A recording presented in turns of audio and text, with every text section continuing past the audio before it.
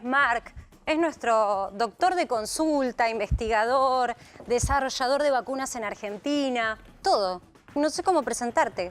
11 títulos tenés, ¿no? Un día estábamos charlando y me contaste. Sí, tengo varias carreras estudiadas, sí. Bueno, en principio, ayer estábamos discutiendo un poco sobre cuál es el futuro de lo que es el plan de vacunación. Sé que estás en una investigación, ahora charlamos un poco de eso.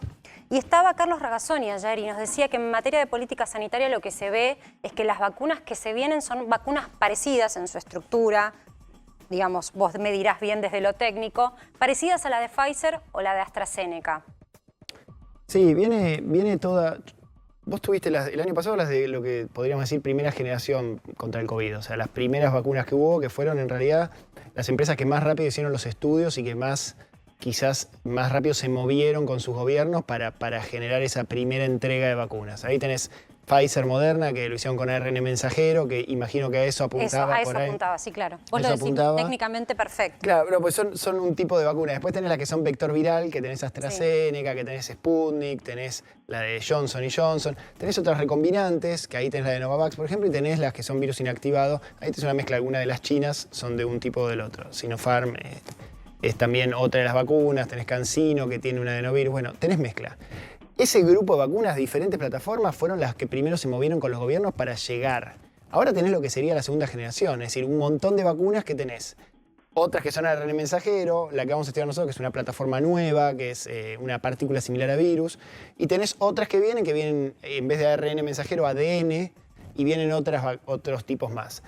En realidad depende no tanto del tipo de vacuna, sino del tipo de empresa y cómo arrancaron los estudios en ese momento. Ahora viene todo un pool de vacunas que seguramente se van a terminar aprobando en el segundo semestre del año y que van a aumentar muchísimo la oferta de vacunas que hay. Entonces, no sé si es que ahora se van a hacer todas de un tipo. Lo que sí podemos decir es que hay algunas plataformas que demostraron con esto el COVID, por ejemplo el ARN mensajero, que la verdad que tenían una eficacia enorme. Entonces uno dice, bueno, es una plataforma que es fácil de adaptar a los diferentes virus, que promete muchísimo en cuanto a la calidad de la vacuna a futuro, y entonces uno puede decir, bueno, van a venir un montón de enfermedades que se van a estudiar con esta plataforma de vacunas. Ahora fíjate que esta semana en realidad, la de CureVac, que es de ARN mensajero, dio una eficacia mucho más baja. Es increíble, ¿no? Pero es un virus, no sé si vos estás acostumbrado a que esto ya pasaba con otros virus, que cambia tan rápido. Estamos viendo una mutación, para nosotros es extravagante, capaz que vos como médico investigador estás acostumbrado a que los virus tengan ese nivel de mutación, con esta velocidad. ¿La variante Delta es algo de lo cual nos tendríamos que preocupar? Sí, a ver, digo... ya la preocupación por el coronavirus en general ya es altísima, ¿no? La variante Delta es una variante que era esperable que sucediera en algún momento porque, vos lo decías recién, los virus van mutando, pues se van adaptando para no morir, digamos. Pero con en realidad no tienen vida, pero digamos, para no este desaparecer. maldito virus, todos los virus Lo que pasa es que en este rápido. momento vos tenés una pandemia, entonces tenés una cantidad de gente contagiada que no la habíamos visto en muchísimos años, porque incluso las pandemias anteriores, las últimas, fueron estacionales, es decir, que se daban en el momento del invierno y después pasaba el invierno y la gripe ya no tenías un problema en ese lugar donde había pasado el invierno. Acá no, el coronavirus, aparte de la cantidad de contacto que hay entre la población general mundial, digamos, la cantidad de contagios que hubo, la cantidad de gente que hay para que circule el virus, eso hace que circule tanto y tan rápido que las mutaciones de las variantes las vas viendo más rápido. La variante Delta es la peor que vimos hasta ahora en el sentido de que junta dos cuestiones que preocupan bastante de las diferentes variantes. Algunas eran más contagiosas, como puede ser la variante andina, que no está tan estudiada, pero la variante de Manaus. Y después tenés las variantes que bajaban la eficacia de la vacuna, como la variante sudafricana. Esta mezcla de las dos cosas. Es más contagiosa y baja la eficacia de las vacunas. Entonces, sí, para preocuparse es... Ahora, ¿es algo que sorprende y que no iba a pasar? No, la verdad que no. Lo que hay que apuntar es a que las nuevas generaciones de vacunas y las vacunas que ya están utilizándose puedan adaptarse, o por lo menos las podamos estudiar rápidamente para ver cómo cubren contra esta variante. ¿Adaptarse, por ejemplo, sería que una vacuna que ya se está dando tenga que tener una tercera dosis, por ejemplo? Esa es una opción. La otra opción es que una opción muy buena sería, por ejemplo, una tercera dosis y que además se sepa que está probada, digamos, in vitro contra esta variante y que funciona adecuadamente. Lo que se está haciendo es verle las vacunas que están, para no empezar a dar dosis nuevas, porque, digamos, es un lío, porque ya hay un montón de gente que está vacunada y se supone, es ver cómo cubren las vacunas contra las variantes. Lo que se está viendo, obviamente la Delta es muy nueva y todavía no hay tanto estudio, pero lo que se está viendo in vitro es que en general casi todas las vacunas cubren muy bien contra la enfermedad grave y la muerte en casi todas las variantes que hay. Ahora, eso pasa con las 2 dosis administradas en tiempo y forma de la mayoría de las vacunas y en ciertos voluntarios que se hicieron en algún país del mundo, por ejemplo. Digamos, de ahí extrapolar que con cualquier dosis vas a estar bien cubierto. Eso empieza a bajar, obviamente. Después tenés que empezar a ver, bueno, cómo te diste la vacuna, qué otras enfermedades tenés. Seguramente la eficacia de las vacunas contra esta variante va a ser menor y se está viendo eso, pero eso no quiere decir que no sea muy buena, porque acordate que arrancamos muy arriba, arrancamos en 90 y pico % de eficacia, 70% de eficacia, si te baja 50, 60 no está mal. El tema es que hay que ver todavía, falta estudiarlo. Con respecto a esto de las nuevas vacunas, vos estás trabajando en el desarrollo de una vacuna. ¿Ya hiciste este desarrollo probando las nuevas variantes? ¿Cómo responde esta vacuna a las nuevas variantes de COVID? No, o sea, los estudios que se van a hacer, lo que tienen ahora la característica que no lo tenían el año pasado, obviamente, es que ya cuando vos vas detectando los casos que son positivos, es decir, aquellos casos que si corresponden a una persona vacunada, por ahí la vacuna no funcionó como vos esperabas, o en los casos de los placebos, aquellos que se contagiaron, sí se van secuenciando los virus, es decir, vamos a saber de todas las personas que sean positivas qué tipo de variante tenían. Eso sí, eso ya en la mayoría de los estudios, por lo menos con los que yo estoy hablando, los que empezaron, los que estamos empezando y los que están por venir, casi todos secuencian las variantes porque una de las cosas, de las preguntas que hay que hacerse es, bueno, ¿cuánto baja la eficacia de cada variante? No es lo mismo cuando vos hacías un estudio, por ejemplo, en 1000 personas, de los cuales las 1000 personas tenían el mismo coronavirus, que cuando en 1000 personas vos tenés por ahí el 30% que tiene un tipo, el 30% tiene otro. Delta. Por ejemplo, holandina, por ejemplo, que tuviesen las 3. O sea, vos te podés tener acá en Argentina la original, Manaos y la andina. Entonces, en realidad, si vos no diferenciás con qué estás tratando, cuando haces el estudio te engañás con el resultado, porque por ahí el resultado es un promedio de los 3. Pero por ahí vos, si separás los 3 grupos, te das cuenta que para esta variante es 90% eficaz, para esta variante es 70% eficaz y para esta es 30% eficaz. Entonces, uno ahí sí puede empezar a pensar opciones de cómo administraría esa vacuna. Para esta variante, por ahí con una dosis tiene 80% de eficacia y estarías bien. Para esta, por ahí con 2 dosis estás bien. O con una o con 2 podés estar bien. Y con esta, de ninguna manera. Si te predomina esta variante, vos te deberías dar una dosis, te tenés que dar las 2. Entonces, segmentás por variantes para poder hacer el análisis de la eficacia Eso de se las empieza a vacunas. hacer ahora, ¿no? ¿Rosario? Sí, te quería preguntar por la importancia de la vacunación en menores de 18 años. En Argentina todavía el plan de vacunación no los incluye, incluso no hay vacuna en Argentina para este sector y hay muchas familias que están reclamando para los chicos con comorbilidades. Sí. ¿Es importante que ya empiecen a pensar en esto? A ver, sí, por supuesto que sí. Lo que pasa es que esto es típico de la investigación clínica. Ahora lo estamos viendo en vivo y en directo, ¿no? Siempre se termina investigando en niños, niñas, adolescentes y en embarazadas. Entonces eso siempre, en todas las investigaciones vienen un poquito más atrás, ¿no? Ahora urge y entonces uno está ansioso con eso. Hay estudios que la mayoría de las vacunas se están estudiando ya en pediatría y en embarazadas, algunos ya empezaron también. En Estados Unidos y en Europa se ha autorizado el uso de Pfizer y de Moderna, según el caso, en niños, niñas de 12 a 16 años, también adolescentes por supuesto.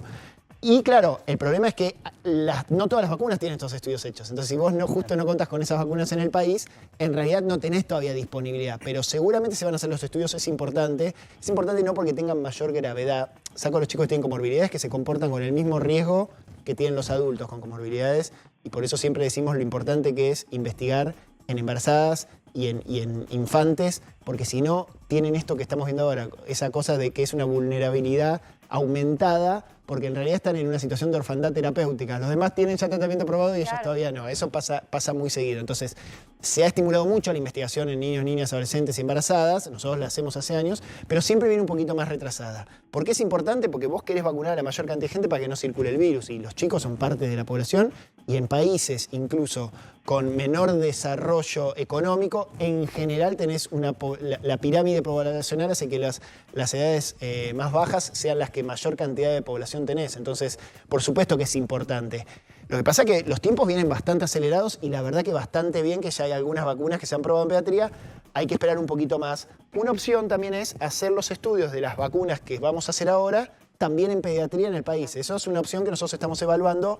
Obviamente todavía estamos negociando. Todavía no están haciendo estudios. No, todavía no, pero ya estamos hablando con la posibilidad de hacer algún estudio pediátrico acá, en donde por lo menos chicos con comorbilidades se podrían anotar en el estudio y tener alguna de las ramas de vacuna o placebo y después vacuna. Una de tus especialidades es ser Sos pediatra.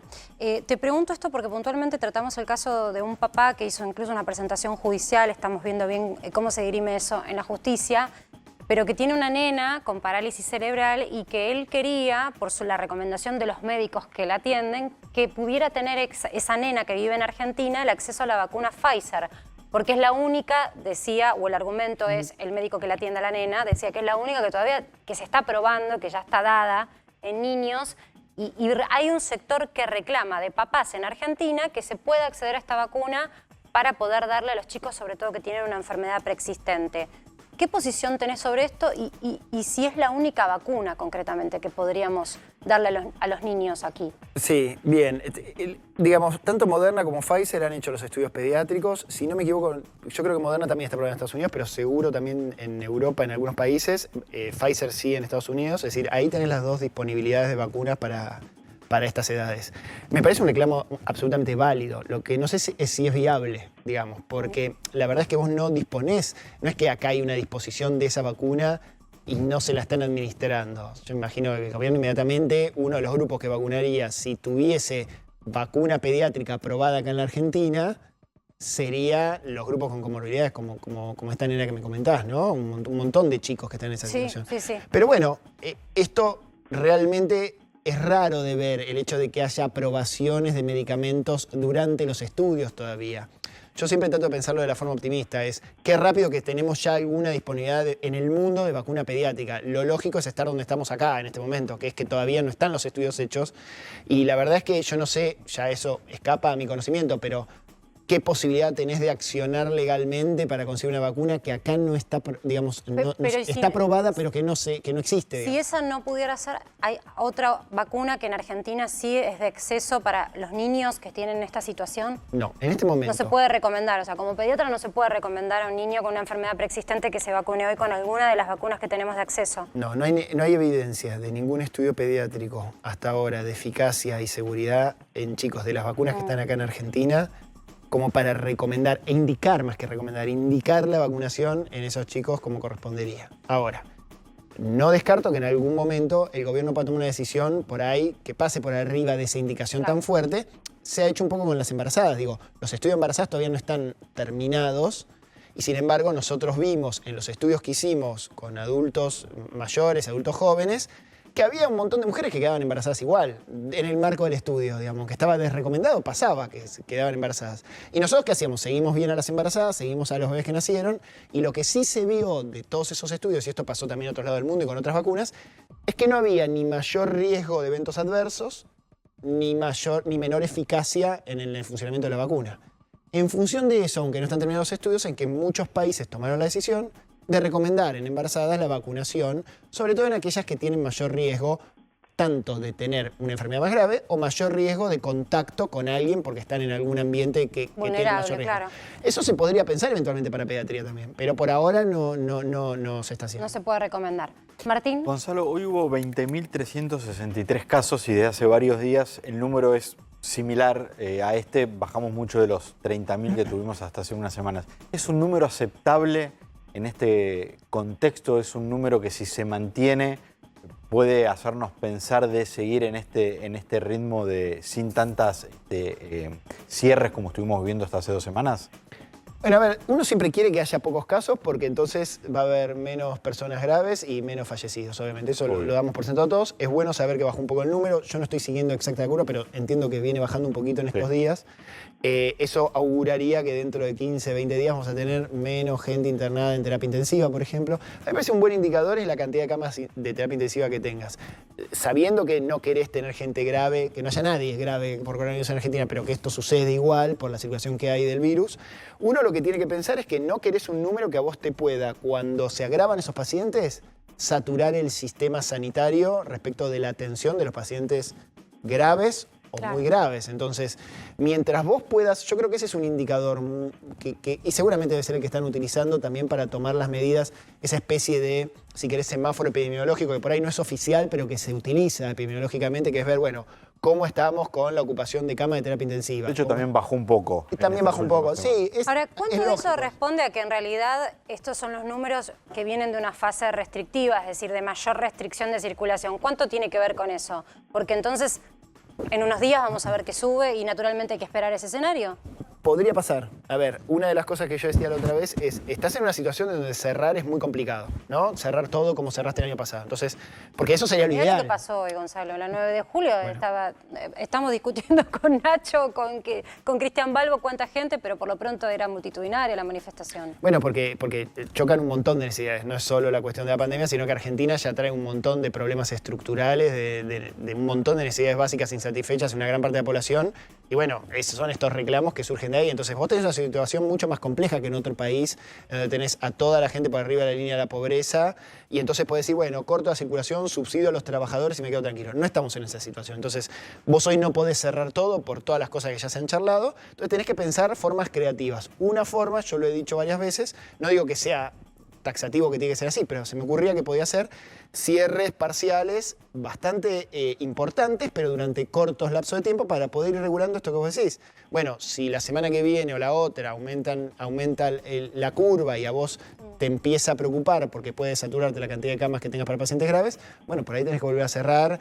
Y eso es muy importante comunicar bien, porque estos cierres y aperturas que complican tanto es importante comunicar. Nacho, ¿el gobierno está pensando en una posibilidad como esta, en, digamos, ir de nuevo a una fase restrictiva y después liberar, o sea, esa intermitencia? Sí, la intermitencia sí, pero no cierre, digamos, total como en un momento se evaluó.